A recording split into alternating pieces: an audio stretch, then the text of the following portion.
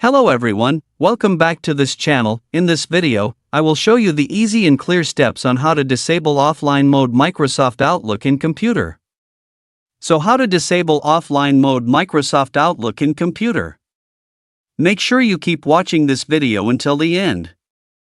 Let's get started right away. Firstly, just go to Microsoft Outlook on your computer. And this is the initial display on Microsoft Outlook.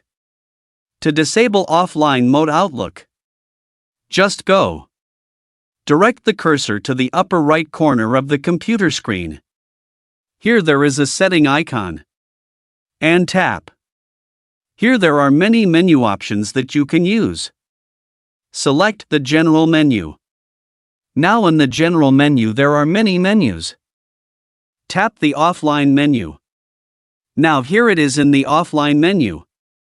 In the offline menu section, to disable, tap Enable Offline Email, Calendar, and People. The function of disabling offline mode in Outlook is to restore the connection to the server so that emails can be sent, received, and synchronized in real time. So that's it, the tutorial how to disable offline mode Microsoft Outlook in computer. Thank you for watching. I hope this video is useful. See you in the next video.